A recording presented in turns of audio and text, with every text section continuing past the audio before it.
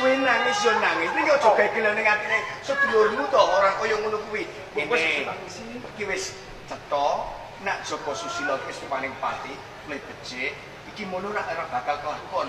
Mosok urip bebarengan omah-omah kok dadak karo mayit tak yo ora kok. Ora umume to. Ayo mulai wae. Mama.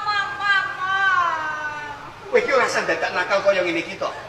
Mau kakak. Samu barang apa wae kowe tak turuti. Yen kono nang Gunung Agung, nang kene ning Kediri, kowe kok aja ngono kuwi tindakmu to aku sembayan.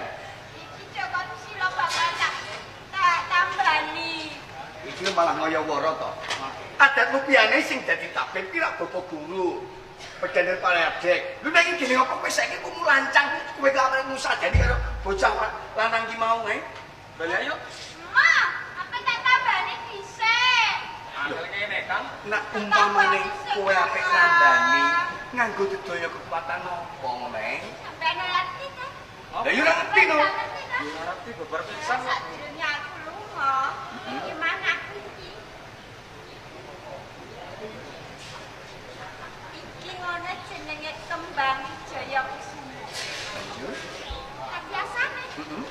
Bisa muridke wong sing mati yen kuwi ngono durung dinarse mesti wae bakal urip. Ngajak gojek kok Kang. Aja aneh-aneh. Malah aneh-aneh iki. Wana. Lagi keperlu sepisan iki lho.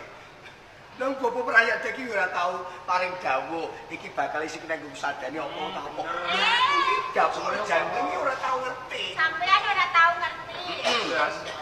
Yen aku niku tau nunggu. Bapak iki kandha yen iki kembang Jaya Kusuma iki bisa nambani wong sing arep mati. Tenan.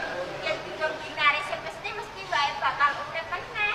Yo, nak iki panjalukmu sing tak jaluk kanthi lantaran kembang Jaya Kusuma nyuwun ana ngarsane Gusti, muga-muga apa sing dadi panjalukmu bisa kelakon. Lah iya aku nek jaluk sampeyan sampeyan sakmara.